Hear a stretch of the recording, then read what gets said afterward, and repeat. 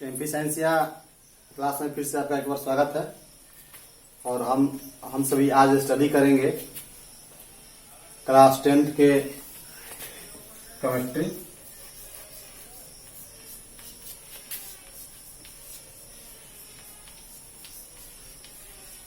Lesson 3 हम लोग study कर रहे हैं, मेटल एंड नॉन मेटल।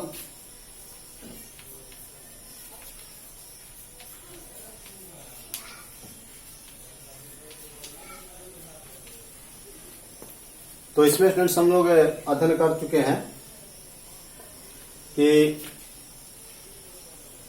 धातु और अधातु के भौतिक गुण कौन कौन से हैं।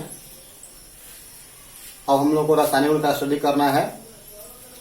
तो रासायनिक गुण के अध्ययन करने के लिए हम लोगों को कुछ महत्वपूर्ण बातों को पहले जानना जरूरी है कि किस प्रकार से रासायनिक बंधन होता है, बॉन्ड कैसे बनते हैं, रिएक्शन किस प्रकार से होता है। क्योंकि जो धातु के रासायनिक गुण है या अधातु के रासायनिक गुण है, तो उसमें हम लोग को यह अध्ययन करना है कि कैसे धातु है वह ऑक्सीजन से अभिक्रिया करेगा तो क्या होगा। तो धातु को ऑक्सीजन बनाता है, अधातु ऑक्सीजन संयोजन करेगा तो क्या बनाएगा, अधातु को ऑक्सीजन बनाता है। तो उसमें रिएक्शन को स्टूडेंट देखना है और उस रिएक्शन को बेहतर तरीके समझने के लिए इस चैप्टर में स्टडी भी करना है रासायनिक बंधन। तो आज हम लोग पहले रासायनिक बंधन को पढ़ लेते हैं, समझ लेते हैं। इसके बाद में हम लोग मेटल और नॉन मेटल के केमिकल प्रॉपर्टीज को, रासायनिक गुण को अध्ययन करेंगे। तो आज हम आप लोग बताएंगे रासायनिक बंधन के बारे में। जो रासायनिक बंधन है वो क्या है, कैसे बनता है, किस तरह का होता है, ये केमिकल बॉन्ड। सबसे पहला चीज कि रासायनिक बंधन है क्या चीज, रासायनिक बंधन का मतलब क्या होता है, बॉन्ड का मतलब क्या होता है। तो जब आप लोगों को तत्व का अणु, परमाणु और आयन के बारे में मालूम होगा। क्लास 9th में आपने स्टडी कर लिया इसके बारे में। आप बताइए तो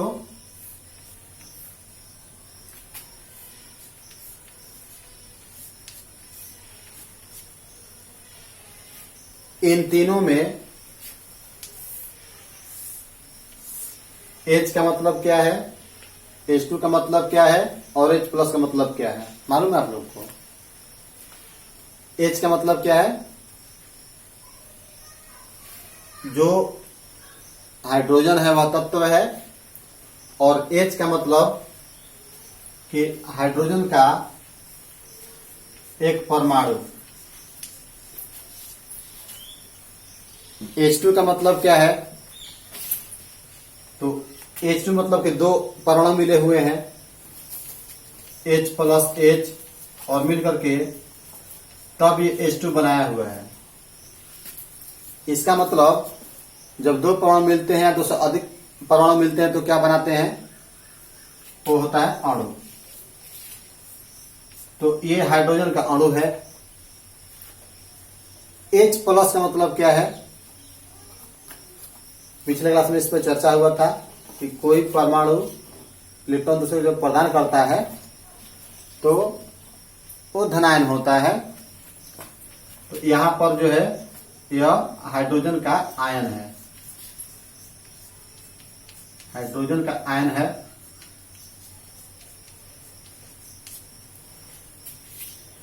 इस प्रकार से हम देखते हैं यह हाइड्रोजन का परमाणु हो गया, यह अणु हो गया हाइड्रोजन का, और यह हाइड्रोजन का आयन हो गया। इसी प्रकार से अब स्टूडेंट आप बताइए, O2, O-, इसका मतलब क्या है। O क्या हुआ, ऑक्सीजन का परमाणु है। O2 क्या है, ऑक्सीजन का अणु है। और O- क्या है, ऑक्सीजन का आयन है। कुछ स्टूडेंट्स के मन में यह है कि यहाँ पे H प्लस एक ही लिखे, यहाँ पे 2 लिख दिए, तो ये इलेक्ट्रॉनिक विन्यास पर डिपेंड करता है। O पर माइनस माइनस 2 क्यों है? O का कितना होता है अणु संख्या? 8 होता है। बाकी है इसको 2,6 हो गया। अंतिम कक्षा में कितने इलेक्ट्रॉन है? 6 इलेक्ट्रॉन है। कितना होना चाहिए अस्थायी होने के लिए, अटक पूर्ण करने के लिए? तो 6 2 8, 8 होना चाहिए। तो 2 का कमी इसके पास है, तो 2 इलेक्ट्रॉन ये दूसरा से ग्रहण करेगा। तो जब ये ग्रहण दूसरा से कर रहा है, इसलिए O पे 2 इलेक्ट्रॉन ग्रहण करेगा, इसलिए O पे 2 माइनस हुआ। तो इस प्रकार से ये हुआ परमाणु, ये हुआ अणु और ये हुआ आयन। इसी प्रकार से स्टूडेंट्स हम अन्य तत्वों के लिए भी कर सकते हैं। यदि पूछा जाए N Na, Na2 नहीं होता, Na नहीं होता है, और Na प्लस, एक मिनट,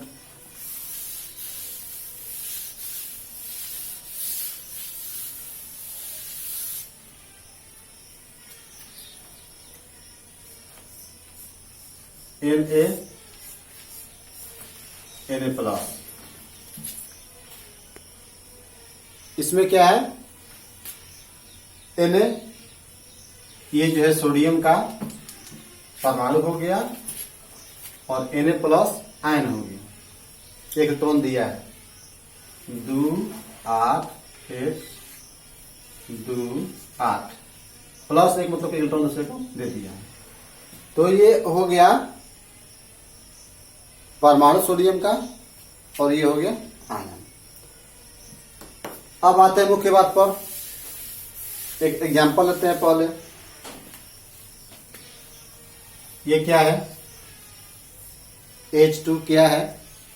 हाइड्रोजन का परमाणु है, अणु है, आयन है, क्या है? तो H2 हाइड्रोजन का अणु है।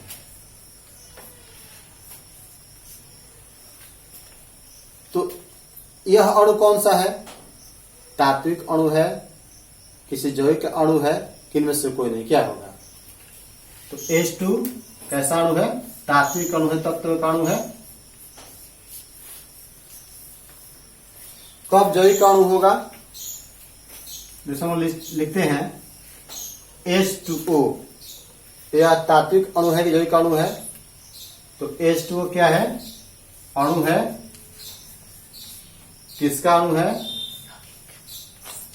तो ये जैविक अणु है। किस जैविक का है? जल का है। तो इस प्रकार से हम देखते हैं कि कोई भी अणु हो, चाहे वो तात्विक अणु हो या जैविक अणु हो, उसमें किस प्रकार से, जैसे H2 की बात करें अभी हम, H के पास कितने इलेक्ट्रॉन होता है? 1 इलेक्ट्रॉन होता है। और ये दूसरा हाइड्रोजन हो गया, दूसरा परमाणु उसका, इसका भी 1 इलेक्ट्रॉन होता है अंतिम कक्षा में। तो ये इलेक्ट्रॉन अस्थायी होने के लिए हाइड्रोजन हीलियम की भांति रचना बनाएगा, मतलब कि उसके पास 2 इलेक्ट्रॉन होना चाहिए। तब क्या किया? अपने नजदीकी परमाणु से 1 इलेक्ट्रॉन को ग्रहण किया, ले लिया, तो ये भी उसके 1 इलेक्ट्रॉन पे अधिकार जमाया। इस प्रकार से दोनों के पास, दोनों साझा कर लिया, तो दोनों के पास 2 इलेक्ट्रॉन हो गए। तो इसको लिखते हैं H सिंगल बॉन्ड H या H2। तो H2 क्या है? हाइड्रोजन का अणु हो गया। H ये क्या है? यदि सिंगल H की बात करें तो क्या है? हाइड्रोजन का परमाणु हो गया, H परमाणु। इस प्रकार से हम क्या देखते हैं कि कोई भी अणु है, चाहे तात्विक अणु हो या जैविक अणु हो, वो अपने अंदर परमाणुओं को बांध कर रखता है। तब हम कह सकते हैं वैसा रासायनिक बल जो अणुओं में परमाणुओं को बांध कर रखता है, उसे हम कहते हैं रासायनिक बंधन। रासायनिक बंधन किसे कहेंगे? किसी अणु में परमाणु को बांध कर रखने वाले बल को रासायनिक बंधन कहते हैं। समझ में आ गया? एक बार फिर से हम देख लें। रासायनिक बंधन क्या है? किसी अणु में परमाणु को बांध कर रखने वाले बल को रासायनिक बंधन कहते हैं। तो अब स्टूडेंट्स हम ये समझेंगे, रासायनिक बंधन तो हम समझ गए। रासायनिक बंधन जानने के बाद में हमको ये अब आगे जानना है कि रासायनिक बंधन कितने तरह के हैं। तो रासायनिक बंधन मुख्य रूप से दो तरह के हैं। एक पहला है आयनिक बंधन,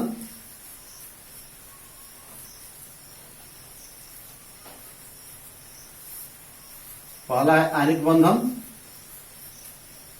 और दूसरा है सहसंयोजक बंधन।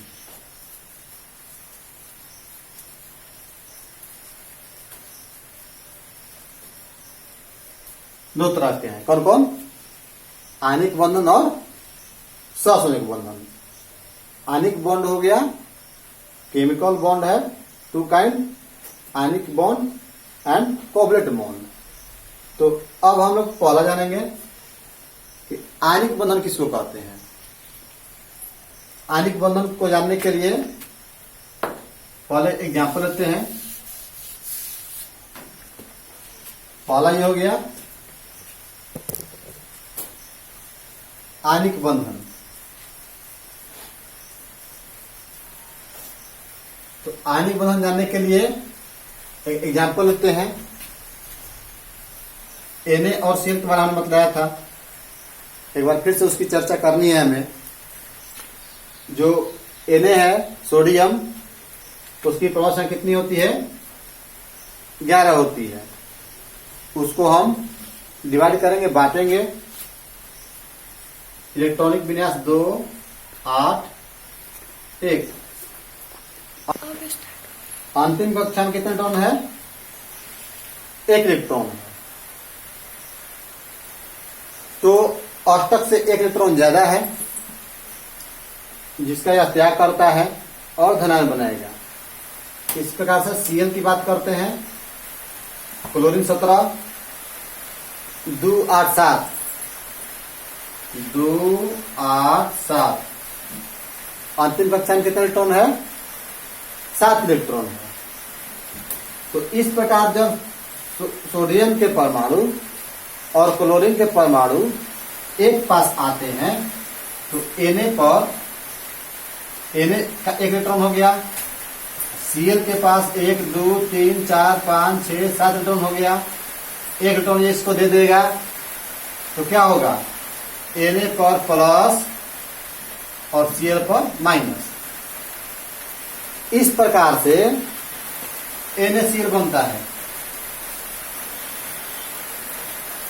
तो इस तरह के बंधन को, जिसमें इलेक्ट्रॉन का पूर्ण स्थानांतरण हो रहा है, कोई परमाणु दूसरे परमाणु को इलेक्ट्रॉन दे करके, पूर्णतः दे करके, उनको ग्रहण करके बंधन बनता है, तो उसको हम कहते हैं आयनिक बंधन। यानी आयनिक बंधन किसे कहेंगे? जब दो परमाणुओं के बीच इलेक्ट्रॉनों के पूर्ण स्थानांतरण के फलस्वरूप जो बंधन बनता है उसे हम आयनिक बंधन कहते हैं। यहाँ पे क्या आप देख रहे हैं कि सोडियम के पास 1 इलेक्ट्रॉन ज्यादा अष्टक से और क्लोरीन के पास 1 इलेक्ट्रॉन अष्टक से कम है, तब यह सोडियम 1 इलेक्ट्रॉन क्लोरीन को प्रदान कर देता है। तो इस प्रकार से हम देखते हैं कि Na पर प्लस और Cl पर माइनस बना। दूसरा एग्जाम्पल,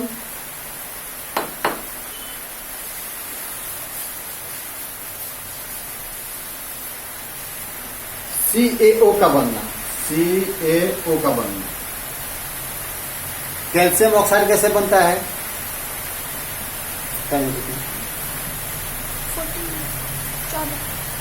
कैल्शियम ऑक्साइड कैसे बनता है? तो कैल्शियम कितने नंबर पे है? 20 नंबर पे है। तो 20 यहाँ पर दे देंगे, 2, 8, 8, 2। अंतिम कक्षा में कितने इलेक्ट्रॉन है? 2 इलेक्ट्रॉन है। ऑक्सीजन कितना होता है? 8 होता है, तो 2,6। अंतिम कक्षा में कितने इलेक्ट्रॉन है? 6 इलेक्ट्रॉन है। कैल्शियम के पास अंतिम कक्षा में कितने इलेक्ट्रॉन है? देखिए आप, 2 यहाँ पे है। यदि यह 2 इलेक्ट्रॉन का त्याग कर दे रहा है तो इसका अष्टक पूरा हो जाएगा। और ऑक्सीजन का 8 होता है, तो 8 है तो 2,6। अंतिम कक्षा में इसका 6 इलेक्ट्रॉन है, तो इसको 2 चाहिए, तो 6 2 8 पूरा हो जाएगा। इस प्रकार से हम क्या देखते हैं कि Ca के पास जो 2 इलेक्ट्रॉन है वह ऑक्सीजन को प्रदान करता है। तो जब 2 इलेक्ट्रॉन ऑक्सीजन को दिया है, इसलिए Ca पर प्लस प्लस और O पे माइनस माइनस बनता है। यही आयनिक बंधन हुआ। यहाँ पे आयनिक निर्माण हो रहा है। तो इस प्रकार से CaO का बनना कौन बंधन है? रासायनिक बंधन में कौन सा बंधन है? आयनिक बंधन है फ्रेंड्स। अब यहाँ पे इस आयनिक बंधन को और बेहतर तरीका से जानने के लिए हमें और कुछ बातों को जानना जरूरी है। एक बार फिर से हम लोग जान लें, रासायनिक बंधन किसे कहते हैं? तो किसी अणु में परमाणुओं को बांध कर रखने वाले बल को रासायनिक बंधन कहते हैं। कितने तरह के हैं? 2 तरह के हैं। कौन कौन? पहला आयनिक बंधन और दूसरा सहसंयोजक बंधन। आयनिक बंधन किसे कहेंगे? जब 2 परमाणु इलेक्ट्रॉनों का आदान प्रदान करके बंधन बनाते हैं, तो उसको हम आयनिक बंधन कहते हैं। जैसे NaCl का बनना, CaO का बनना। अब हम देखते हैं नेक्स्ट Na2O का बनना।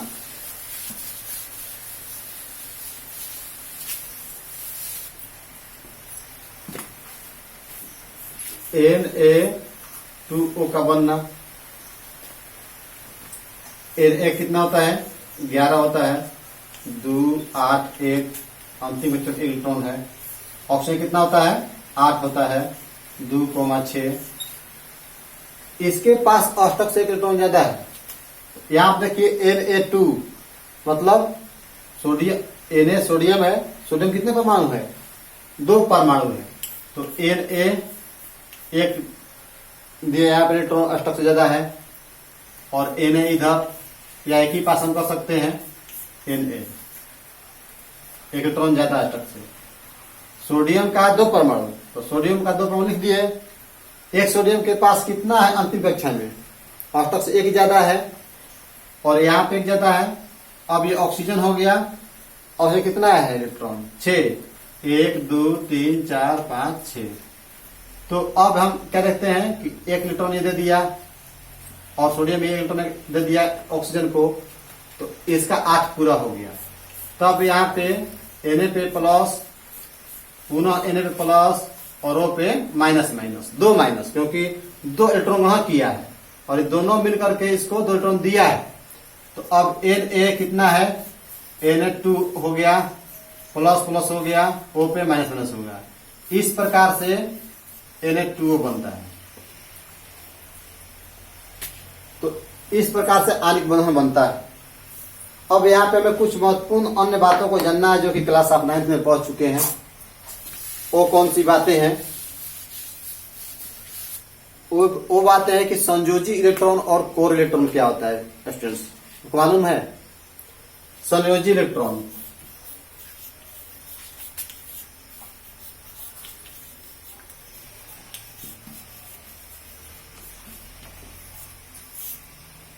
संयोजी इलेक्ट्रॉन में क्या होता है? जब हम इलेक्ट्रॉनिक विन्यास लिखते हैं, Na11 2 8 1, अंतिम कक्षा में कितना इलेक्ट्रॉन है? ये अंतिम कक्षा है, तो अंतिम कक्षा कितना है? 1 है। बाकी कितना बचा? अंदर के जो सेल है उसमें कितने हैं? 2 8 10 इलेक्ट्रॉन है टोटल। यानी कि यहां से पहला और दूसरा सेल में है 8 इलेक्ट्रॉन। ऐसे देखिए इसको, सोडियम का हो गया परमाणु, पहला सेल हो गया, दूसरा सेल हो गया, तीसरा सेल हो गया, KLM हो गया। तो यहां पे स्टूडेंट इसे कितने इलेक्ट्रॉन है? 1 इलेक्ट्रॉन है। तो हम देखते हैं कि ये पहला सेल कितने इलेक्ट्रॉन है, 2 इलेक्ट्रॉन है। दूसरा में कितना है, 8 है। तो 1 2 3 4 5 6 7 8। अब है हमें जाना एक संयोजी इलेक्ट्रॉन किसको कहेंगे। तो संयोजी इलेक्ट्रॉन मतलब है कि जो अंतिम कक्षा में इलेक्ट्रॉन है उसको कहते हैं संयोजी इलेक्ट्रॉन, क्योंकि यही इलेक्ट्रॉन रासायनिक अभिक्रिया में भाग लेता है, रासायनिक बंधन बनाता है। बॉन्ड जो अभी बात हम करते बॉन्ड का, आणविक बंधन का, तो यही अंतिम कक्षा के इलेक्ट्रॉन ही उसमें भाग लेते हैं। तो जो रासायनिक अभिक्रिया भाग लेता है वही अंतिम कक्षा के इलेक्ट्रॉन को हम कहते हैं संयोजी इलेक्ट्रॉन। संयोग यही करता है, ये सब नहीं करता है। तो ये हो गया संयोजी इलेक्ट्रॉन। कोर इलेक्ट्रॉन किसे कहेंगे। तो जो संयोजी है बाहर में है, इसको छोड़ दीजिए, संयोजी इलेक्ट्रॉन को छोड़ दीजिए, बाकी जितना बचा वो है कोर इलेक्ट्रॉन। तो सोडियम में कितना कोर इलेक्ट्रॉन होगा, 2 8 10, 10 कोर होगा। संयोजी इलेक्ट्रॉन कितना होगा, अंतिम कक्षा में कितना है, 1, तो 1 होगा संयोजी इलेक्ट्रॉन। इस प्रकार से सोडियम में 10 कोर इलेक्ट्रॉन और 1 संयोजी इलेक्ट्रॉन है। नेक्स्ट दूसरा एग्जाम्पल देख लें, Cl17 2 8 7। अब स्टूडेंट्स आपको सोचना है कि इसमें संयोजी कितना है और कोर कितना है। तो क्लोरीन में कितने संयोजी इलेक्ट्रॉन है। तो यहां हम देखते हैं कि अंतिम कक्षा में कितना है, 7। यही रासायनिक अभिक्रिया भाग लेता है, बॉन्ड बनाने में यही भाग लेता है। तो इसलिए यहां पे ये 7 संयोजी इलेक्ट्रॉन हुआ। कोर इलेक्ट्रॉन कितना हुआ, 8 2 10, 10 कोर इलेक्ट्रॉन हुआ। इसी प्रकार से कैल्शियम में बताइए 20, कैल्शियम 20, कितना संयोजी इलेक्ट्रॉन है, कितना कोर इलेक्ट्रॉन है। तो इसको हम देखते हैं, पहले इलेक्ट्रॉनिक विन्यास लिख लेते हैं, 2 8 8 2। अब आप बता सकते हैं कि कितना संयोजी इलेक्ट्रॉन है, कितना कोर इलेक्ट्रॉन है कैल्शियम में। संयोजी इलेक्ट्रॉन कितना होगा, यहां हम देखेंगे अंतिम कक्षा में कितना इलेक्ट्रॉन है, 2 इलेक्ट्रॉन है, इसलिए 2 यहां संयोजी इलेक्ट्रॉन हुआ। कोर इलेक्ट्रॉन कितना हुआ बताइए। तो इसके लिए संयोजी को छोड़ के बाकी को जोड़ देंगे, 2 8 10 और 18। 20 में से 2 घट गया, 2 संयोजी है, घट गया 2, कितना हुआ 18। 18 क्या है, ये यहां से यहां तक 18 क्या है, कोर इलेक्ट्रॉन है। तो इस प्रकार से संयोजी इलेक्ट्रॉन और कोर इलेक्ट्रॉन होता है। तो जो संयोजी इलेक्ट्रॉन होते हैं उन्हीं की महत्वपूर्ण भूमिका होती है बंधन बनाने में। तो इसको हम इलेक्ट्रॉन देकर पहचान सकते हैं। ठीक है स्टूडेंट्स, तो आज के अंक में इतना ही। Thank you very much.